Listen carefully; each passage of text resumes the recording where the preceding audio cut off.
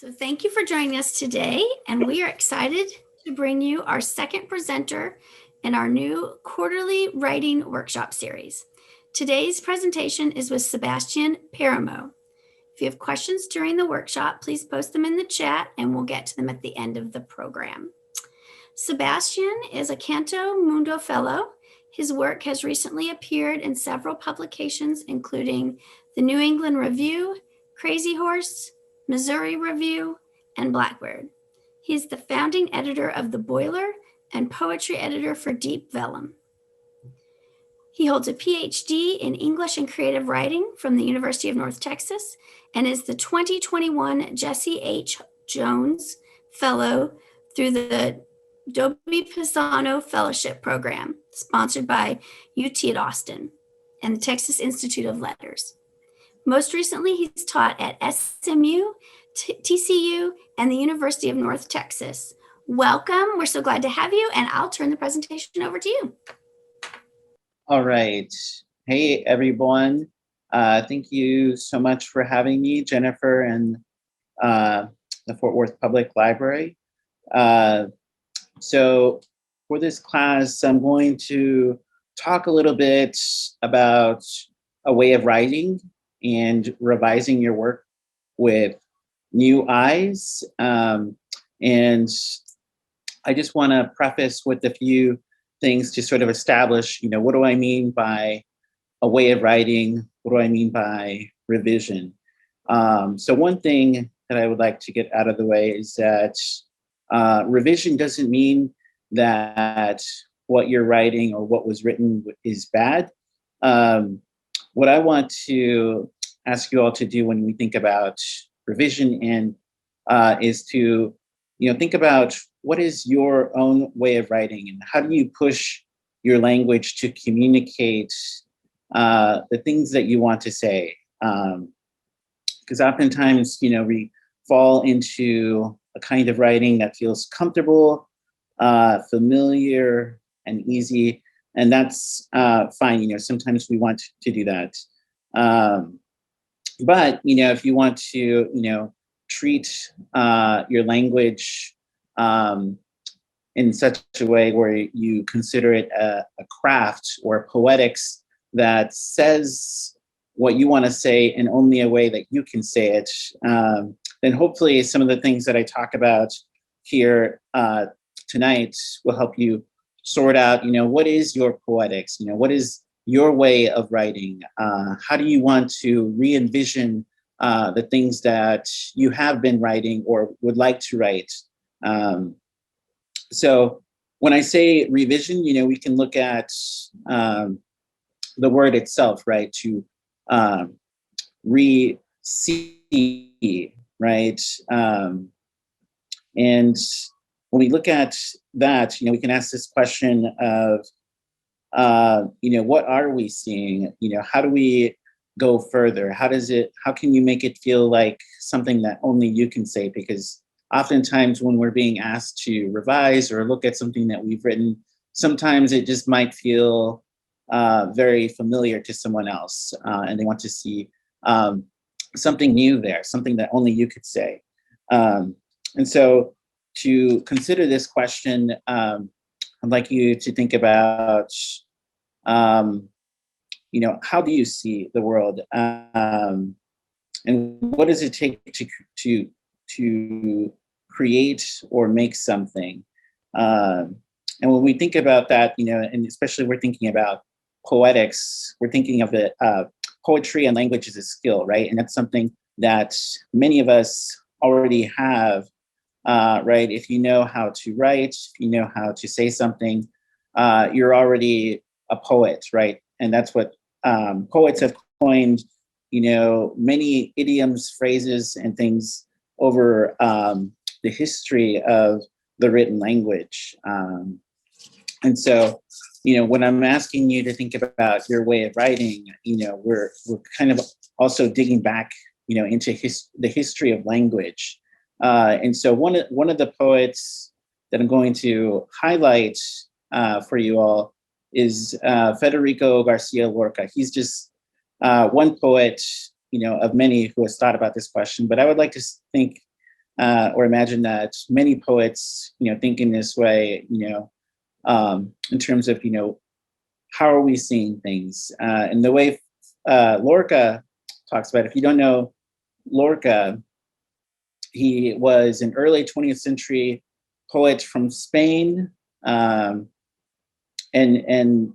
he wrote on the topic of duende in this book called In Search of Duende. And duende was a word that he used to describe how we create things, right? When we think about,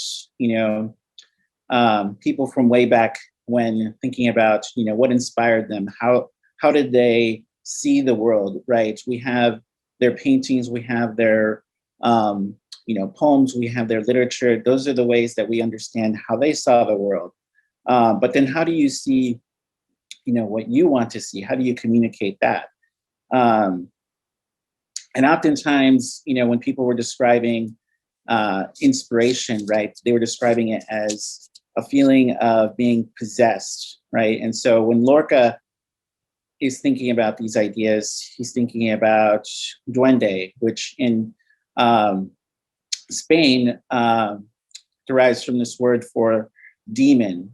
And so when he's thinking about inspiration, he's thinking about it as this thing that possesses you and can make you feel vulnerable. But the artist is tasked with channeling that to create something new, right? How do you channel your experiences and your language to create a new thing?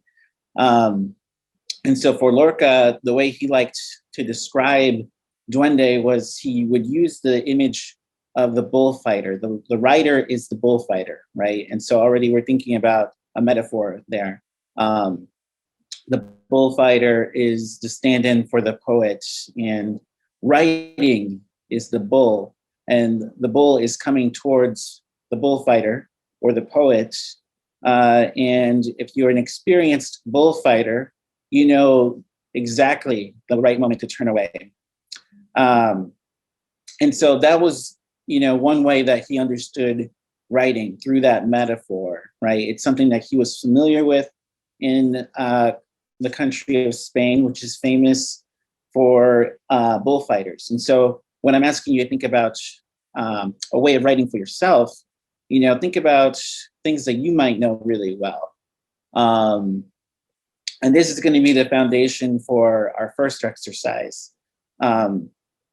So this is something that you can kind of meditate on a little bit for a moment before I segue us into that. But for example, you might understand carpentry, you might understand dance really well, or basketball.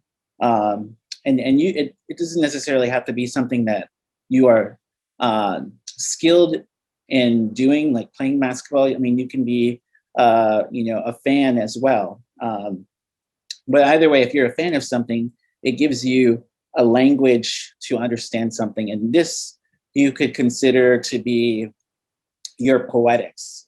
And, when we think of the word poetry, if you look at the origin of that word, it comes from Greek for making, right? And so when you're thinking about developing your own poetics for your way of writing, you're connecting to not only the history of that word and how people have used the written language, but you're also connecting to your own experiences. And you can mine your experiences to channel your vulnerabilities, your what you see in the world, right? All the things that we want to write about come from watching things, observing the world, questioning it, and then using it to our advantage, right? Just like the bullfighter may, in Lorca's example, might learn how to, evade it at the exact moment.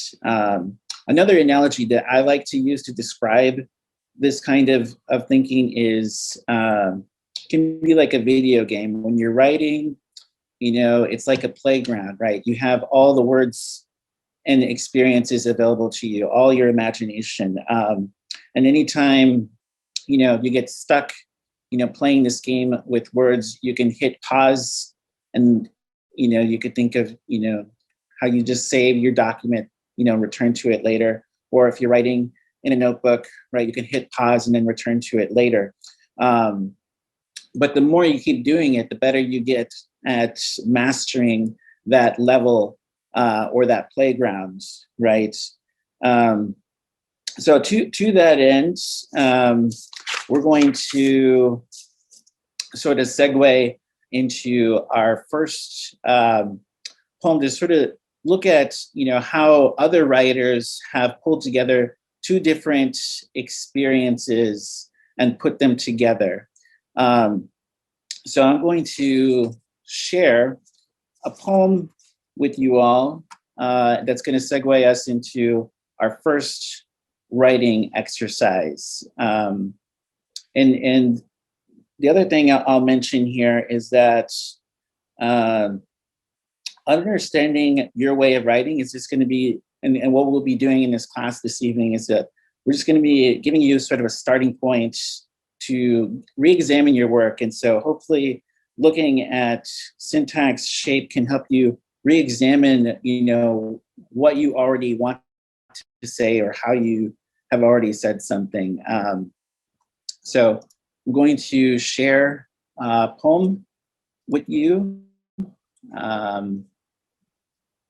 So hopefully you can all see what I have here.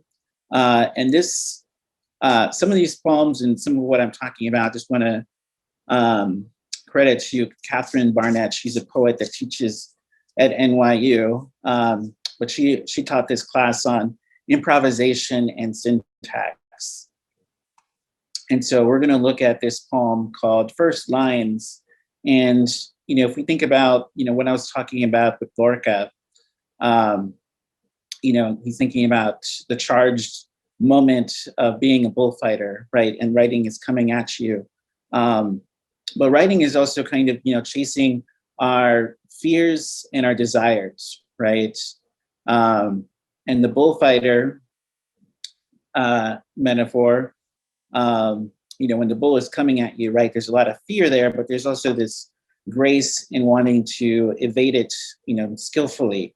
And you can kind of see that in this first poem that I'm going to read to you, but this is from Kathleen Pierce's The Oval Hour. And it's a very short poem. And I'll go ahead and read it. First lines.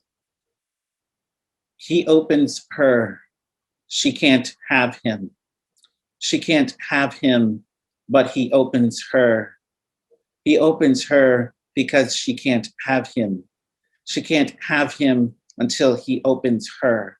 He opens her until she can't have him. She can't have him while he opens her. He opens her, regretful, she can't have him. She can't have him while he opens her. So you can see, hopefully, in the this poem, that there's a lot of tension there in these two characters that we have in this poem, and it's a relatively short poem. It's under 10 lines, and the same language is used throughout, right? But you can see that what changes is the connective tissue between these two people, right? There are different desires and there are different fears here. And I'm going to leave this poem up, but to have you guys sort of understand this a little bit more, I'm going to give you an opportunity to sort of play around with the poem in sort of the same vein. So I'm going to give you all about, let's say, 10 minutes. I'll give you about 15 minutes. So I'll give you about 15 minutes to just come up with 2 sentences. And you're going to think about, and with these 2 sentences, they should be two opposing desires, right? You can see in the first line here, he opens her, she can't have him, right? There's these two characters here, and they're all playing on this verb of opening. And there's this tension in the fact that that he wants to open her, but she can't have him, right? And still, there's this connective tissue that's happening here. She can't have him, but he opens her, right? He opens her because she can't have him, right? So I'm highlighting, but because she can't have him until he opens her. He opens her until she can't have him. She can't have him while he opens her. He opens her regretful. She can't have him.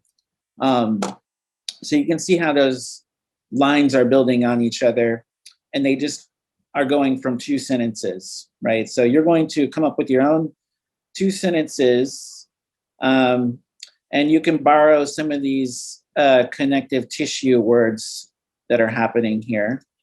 And, either in a notebook, or you can type this up, do 7 or 14 lines of this. But I would like you to begin with two sentences that help you explore this. And remember, we can treat this as a playground for ourselves.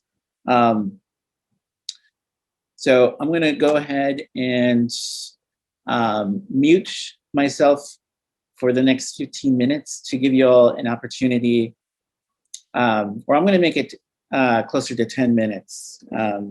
So I do have some other exercises that I want you all to play around with, but in the spirit of improvisation, to see what comes, try not to get too stuck, and you can think back to, what are your poetics? What is your language? How can that inform these two sentences and how they play off each other?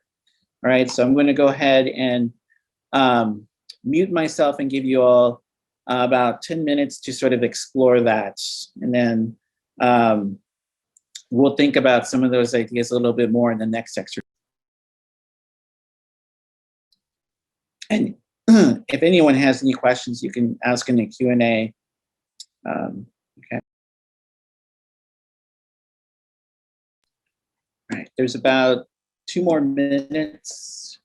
And remember, you can do 7 or 14 lines, maybe even more if you like, to see where it takes you. All right, so 2 more minutes.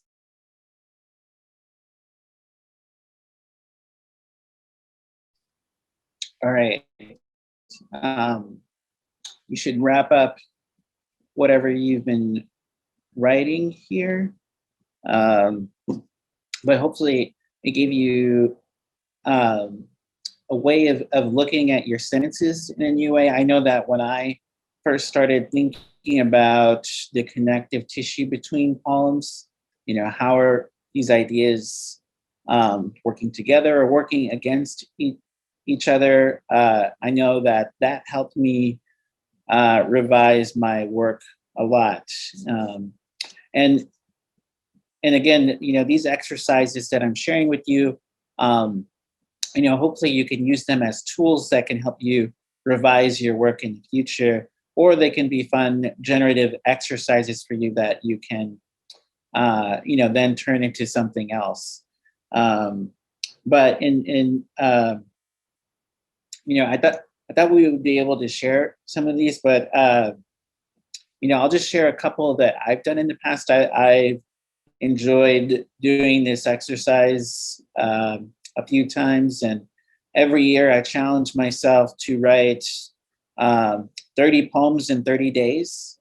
Right now I'm at a residency for the next 4 months, and it's one of the things that I'm doing to help myself produce more work. But sometimes when I get stuck, or when I need to revise something, I do an exercise like this to sort of jumpstart me. So here's a couple of poems I did where I did this exercise, so you can kind of hear what it might sound like. So this one's called Marriage Story. He loves her, she hates him. She hates him because she loves her. He loves her as long as she hates him.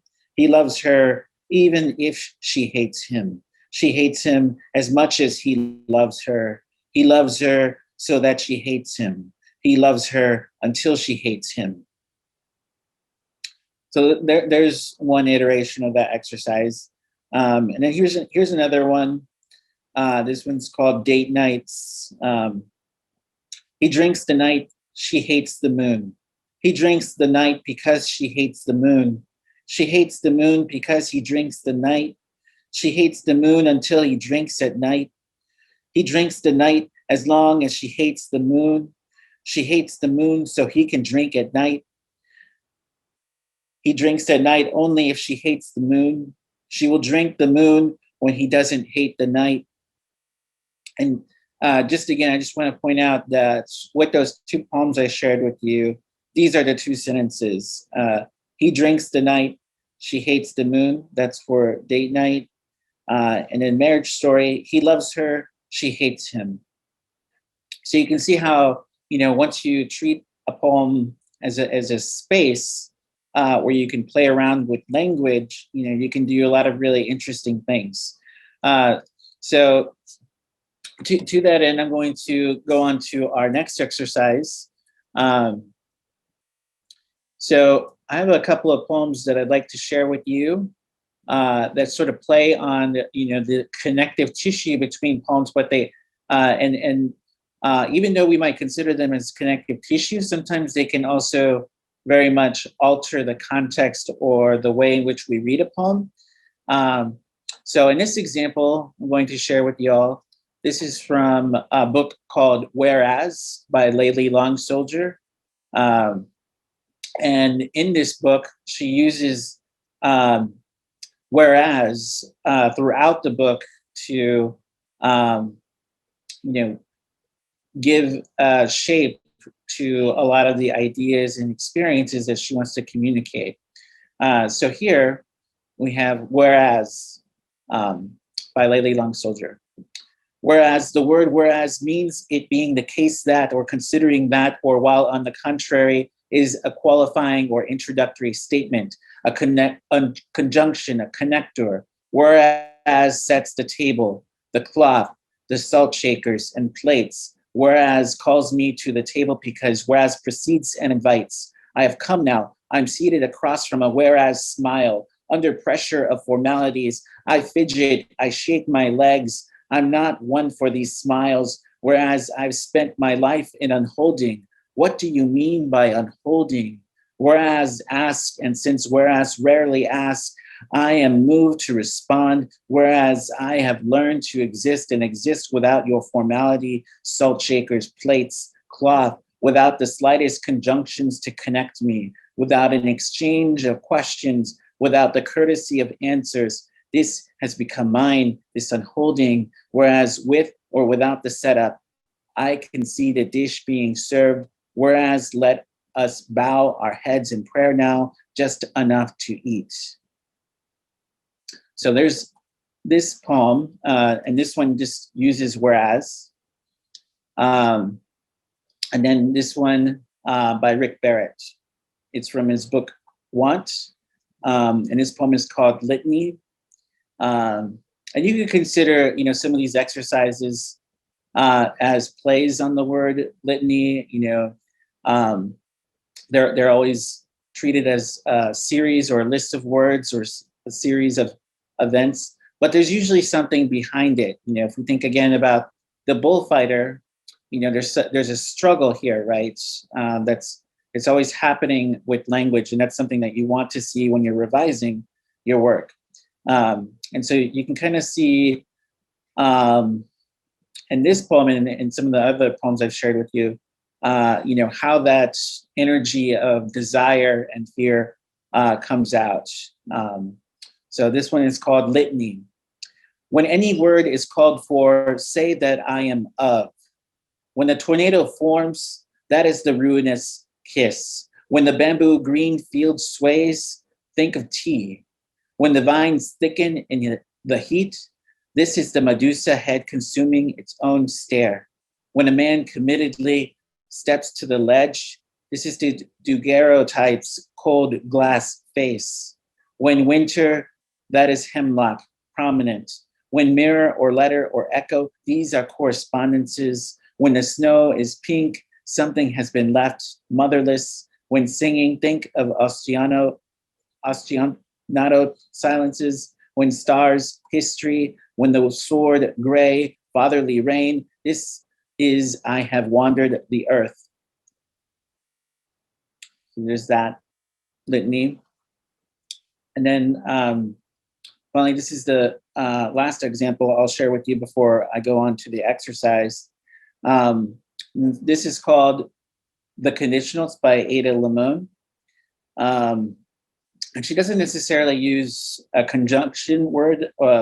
She uses the word say, but usually in poetry, when poets are using the word say, it's a stand-in for the word if.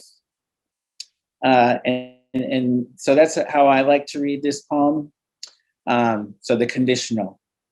Say tomorrow doesn't come. Say the moon becomes an icy pit. Say the sweet gum tree is petrified.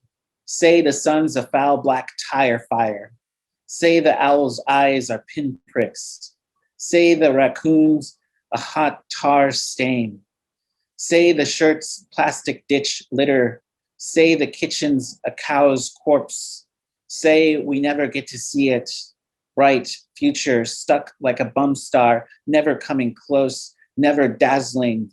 Say we never meet her, never him. Say we spend our last moments staring at each other, hands knotted together, clutching the dog, watching the sky burn. Say it doesn't matter. Say that would be enough. Say you'd still want this, us alive right here, feeling lucky. So in these poems, again, what I'd like you to see is, how they're using the connective tissue to frame, what is being said here. And what I'd like you to do is to do a fun improv exercise now. And it's going to be, I read you these poems so that you can see different examples of how other poets are using these connective words in their poems. And, again, this next exercise is a generative improvisational exercise. But again, it's meant to, force you to think about, this new way of looking at what you're trying to say. So for this exercise, I know it's hard for me to see what y'all are up to on the other end, but hopefully you have a notebook.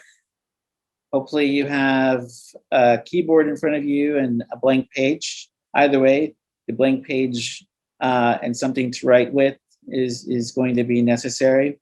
So what I'm going to ask you to do for this exercise is I'd like you to take a sentence, and this could be something that you have from an old poem, or you can even draw from the poem that you were writing from earlier, or you can just start a brand new sentence, maybe something that's been on your mind. So you're going to start writing a poem. It doesn't have to be in lines like this. It can just be a paragraph for now. But what I'd like you to do is just start saying some lines or writing these lines. And then as you are writing, this is where the improv part comes. I'm going to be, I have a stack of books here. I'm just going to be reading phrases or different clauses to you as you're writing. And I'll be repeating them so that you can hear them as you're writing. I'll probably repeat them at least 3 times. And you're going to be then tasked with incorporating that new phrase that I just read, that I read to you, and you're going to use that phrase in your poem. So say, I were to, take, a line from here, like say tomorrow doesn't come, right? Say that was the poem line that I was writing. And then, I take a phrase topped with razor wire. That's just a line that jumped out to me as I was flipping through this book. So then say tomorrow doesn't come. So the next part is you using a conjunction to connect the phrase I mentioned to you. So say tomorrow doesn't come would be the example line. And then maybe I throw in the word but topped with razor wire, right? And then you can keep the sentence going. So again, you'll be writing a sentence, and then I'll throw out a phrase from a book at random, and then you must use a conjunction word to incorporate that phrase into your poem that you're writing. And I'll do this at least 5 times for the next 10 minutes, maybe 7 minutes. So again, you're going to start writing a poem, and I'm going to throw out a random phrase, and you're going to use a conjunction word to incorporate that phrase, and then you're going to keep writing after that sentence I'm throw it at you, and then I'll do it at least 4 other times, and then you'll see what you can come up with. Okay. So we're going to start now. So you can start writing your sentence now, and then I'll be reading phrases at random to you, and I'll repeat them at least 3 times.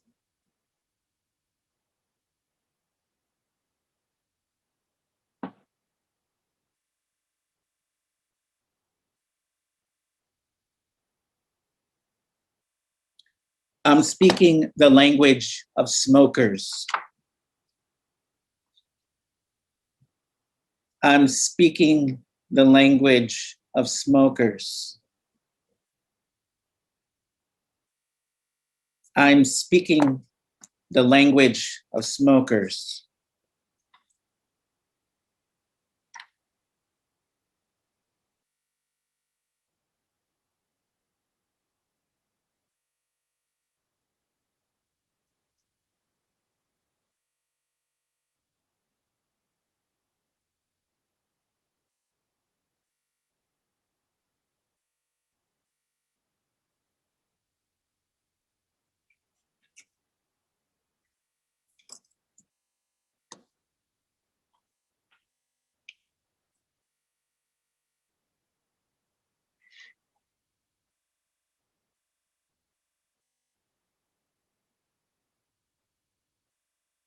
All right, I'm going to read the next sentence.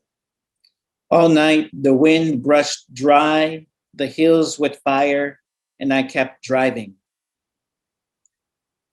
All night, the wind brushed dry the hills with fire, and I kept driving. All night, the wind brushed dry the hills with fire, and I kept driving.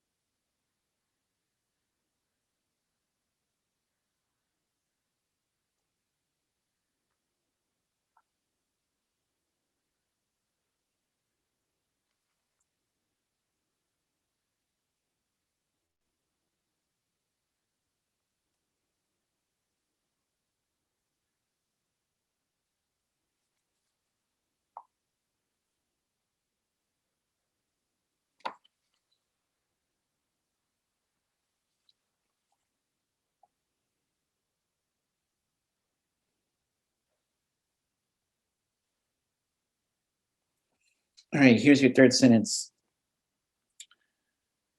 Can't wait to be sprung from shadow, to be known from a hole in the ground.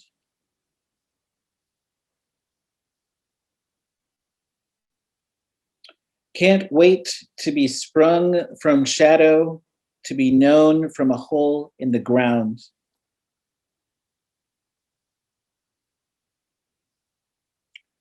Can't wait to be sprung from shadow, to be known from a hole in the ground.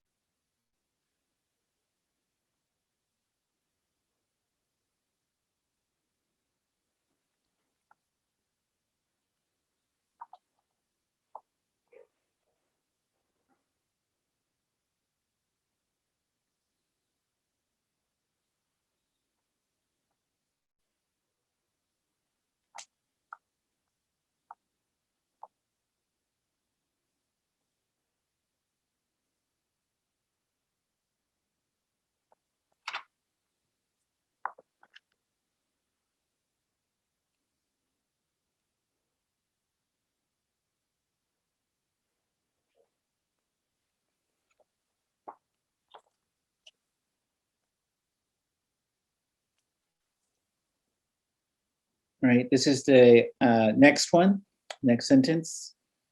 Call me something other than orchid, she says. Call me something other than orchid, she says. Call me something other than orchid, she says.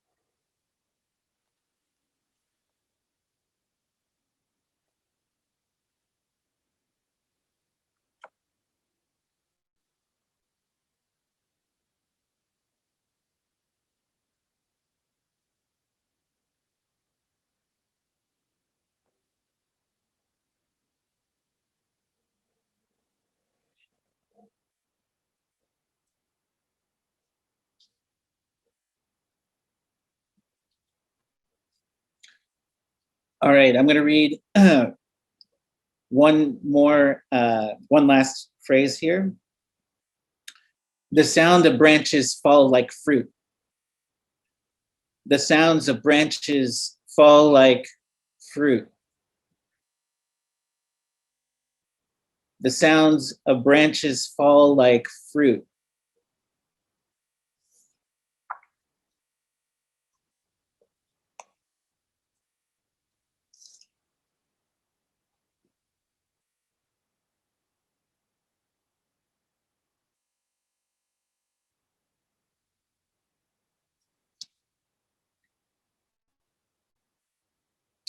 All right, so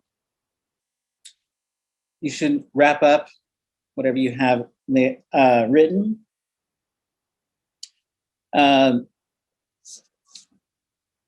So again, this was just to go back and look at what you all just done.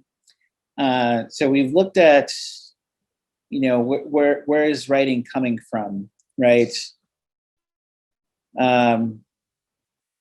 Where does inspiration come from, right? Because when you're revising your work, it also means that you've gotten stuck in your writing. maybe, like the bullfight, or maybe, you're a little bit nervous, confronting the bull, right? If we're looking at Lorca's, metaphor there, where, the bull is the writing that's coming at you. And so usually if you're stuck, you need a new way of looking at things, right? And the first exercise has started to get you to think about, what is the connective tissue in your ideas and what you're, trying to write about. And usually what we try to write about has to do with our experiences. What do we want to say or communicate to people? And we could see that in that poem, First Lines, by Kathleen Pierce, right? And then I gave you some more examples of how other poets are using, this connective tissue language to express, their experiences and their language, right? And through this improvisational exercise that I just gave you all, hopefully it helped you become less stuck from, the old ways that maybe you were thinking about your writing. And so the next thing that I'd like to sort of leave you with, I probably won't be able to, hear what you all come up with, but, when you look at, the writing exercise that you just completed, and even if it's just a paragraph form or it doesn't look like a poem yet, what you can do is you can look at what you've written and look at the details that come together. Look at how you connected certain words, right? Is there something there that you're unlocking? Can you what I like to do when I'm revising is sometimes I like to underline a word or a phrase that I've written, and I like to think, is there a better way to say this that feels more like something I would say? Because oftentimes, when we're writing, sometimes we rely on the ready-made language that is out there, right? Something that people have already heard, right? If it's something that feels familiar, or that means someone has already said that before, right?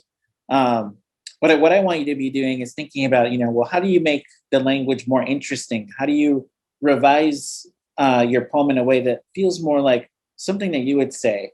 And in some ways, that requires you looking at your experiences, but you can also look at your imagination, right?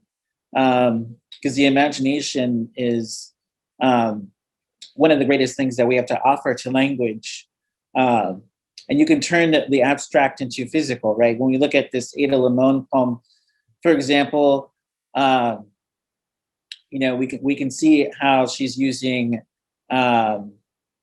imagination to communicate things, right? Like, say the sweet gum tree is petrified, right? Say the sun's a foul black tire fire, right? So she's creating an equivalence in that sun's a foul black tire fire, right? She's not just saying, the sun's bad, right? She's not relying on something simple or familiar. She's saying something in a way that maybe we haven't seen before. And you all have that capacity too.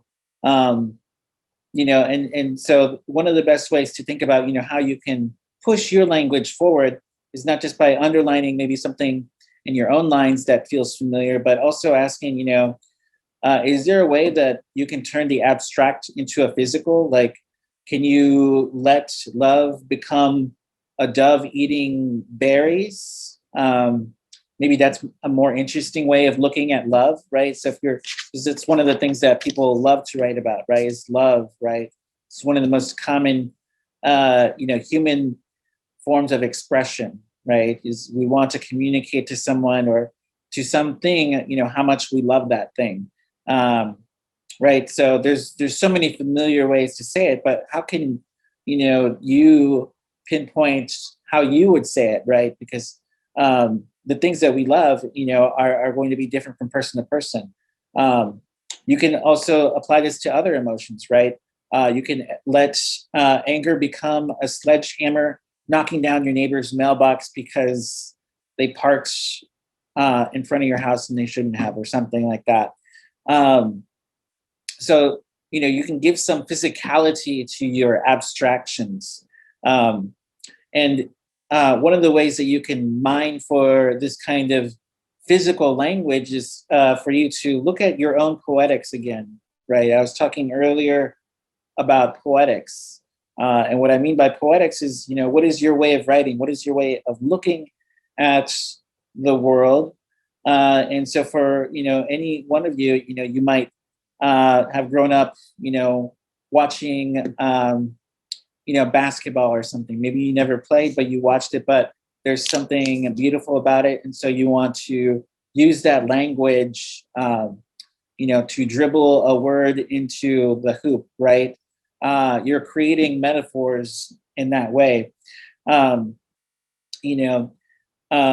So again, that's one way of thinking about revision. And then finally, I'll give you this last example of looking at things. And this comes from a talk that Monica Ewan gave, where she was asking poets to think about, how can we also add, subtract, divide, or multiply our realities or our language when we're looking at a poem, right? So I was giving you a way earlier. I was giving you a way of looking at poems through your own poetics, but also understanding, what is the tension that drives, how language is connected to one another, right? So we were looking at connections. And so here in this poem, I'm going to talk a little bit about how you can add, subtract, divide, or multiply. So hopefully you can kind of see how that's evident. So we're going to look at this poem, Chocolate Milk Puzzle, and then we're going to close at that. So, Chocolate Milk Puzzle. There are 4 kids sitting at the cafeteria table drinking chocolate milk. There is a man lying under the table. The air, hot and close, compresses as the sound of the fire drill rockets outward 3-dimensionally from the metal knob and its internal little freaking hammer. There are 4 kids sitting at the cafeteria table drinking chocolate milk. The air, hot and close, compresses as the sound of the fire drill rockets outwards 3-dimensionally from the metal knob and its internal freaking hammer. There are 4 kids sitting under the table. The air, hot and close, compresses as the sound of the fire rockets outwards 3-dimensionally. There are 4 kids under the air, hot, the sound of the drill, the metal knob and hammer. There are 4 kids sitting 3-dimensionally. There are 4 sitting at the table drinking. There is a man lying under the table. The air, hot and close, compresses. There are 4 rockets. There is a man, hot and close, outwards, little hammer. There is a man. So earlier, as I was pointing out, we were talking about, how language connects different ideas. And here you can see, through some subtraction of language, right? Because we start with this first paragraph, the subsequent, or I should say stanzas, if we're talking in poetic language. So this first stanza is the same stanza that is used throughout the poem to create these other stanzas, but you can see how through the process of elimination of this first stanza, right, certain words are omitted in each of the subsequent stanzas to create this poem and put it together until we get to there is a man, right? So that's the final notes I'll leave with you all on, how you can think about different ways to look at your poems, right? So you can look at it through the connective tissue. What is the underlying desire of communicating what you want in that poem?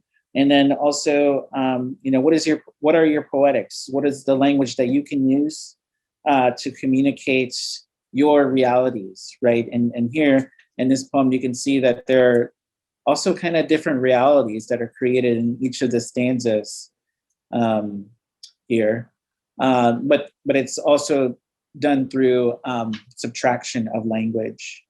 And so hopefully these ideas can give you, a new tool set or a new groundwork for yourself for looking at how you can revise your poems.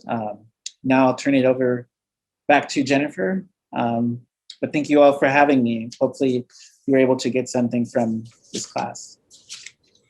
All right, well, thank you so much. I'm typically not a writer, but I actually kind of did some of those, and it was really, really interesting. So I did want to ask you a couple of questions, and if anybody else wants to post questions in the chat, and then we'll do a couple questions, and then we'll head out for the evening. So one of the things you were talking about is fears and desires.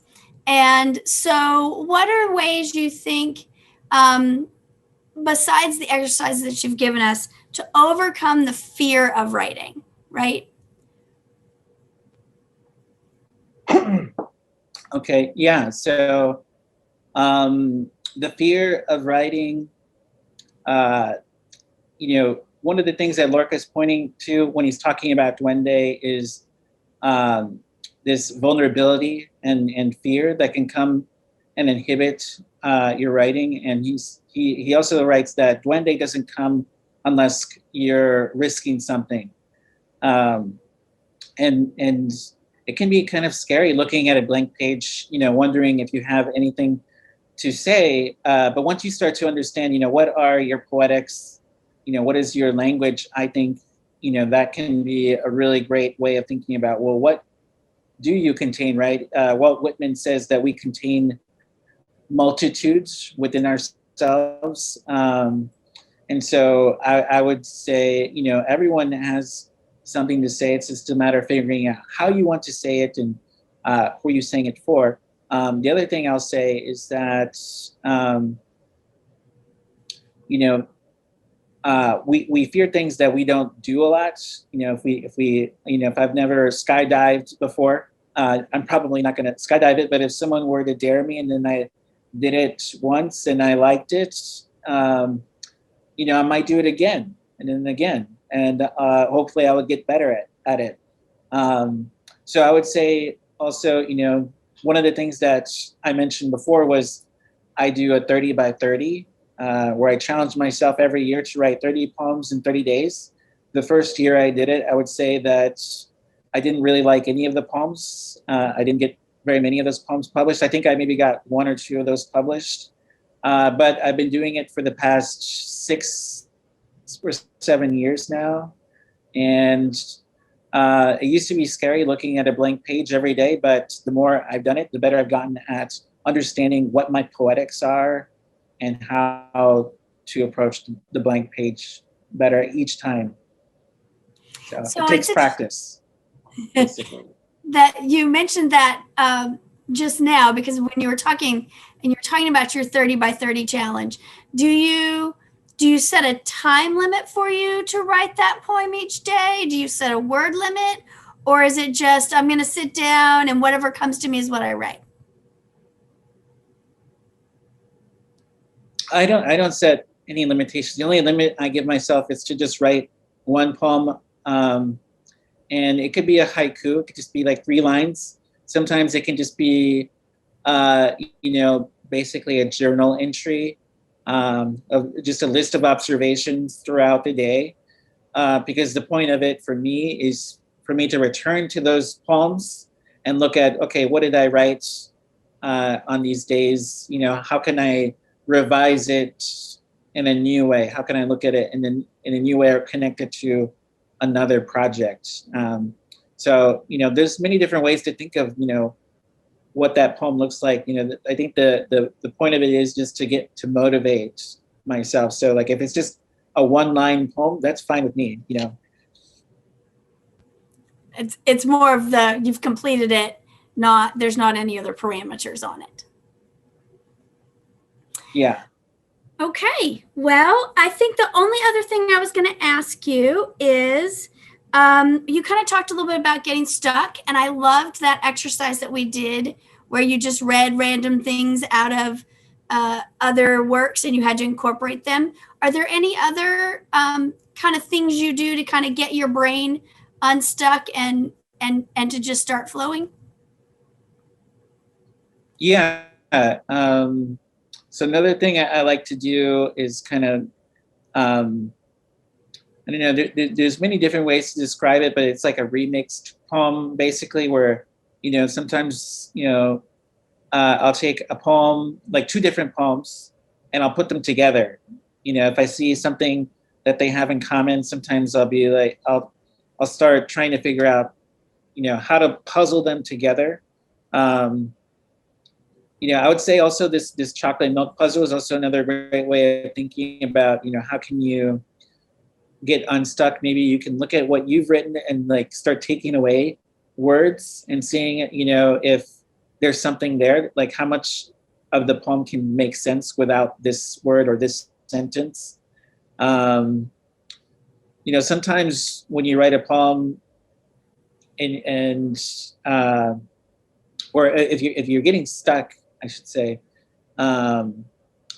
you can also just come up with other games for yourself because, like I said, it's a playground. So if you want to just give yourself other challenges, like write a love poem without using the word love, those are other things that you can try. Just give yourself like different rules to challenge yourself. I know that our recent Nobel Prize winner, Louise Glick, she won the Nobel Prize in literature this past year. I know that for each of her books, she always gives herself some challenge for the book. Like she'll say, like, I think one of her books is she challenged herself to just write from the point of view of a flower. So I think that's Wild Iris. So that was what that book became, right? So there's many different ways to give yourself a challenge, and you never know where that will take you. So I think that's really great. And it's really more like just keep writing, keep trying, find new and different ways to challenge yourself. So thank you. And we really appreciate you being with us tonight. And for our attendees, our next writing workshop will be in May and then in August. So keep an eye out for those on the website calendar at fortworthlibrary.org. And thanks again, Sebastian, for joining us. It was great having you tonight. Thank you. Thank you for having me. It's a pleasure. Thanks. Have a nice evening. All right, you too. Bye. Bye, everyone.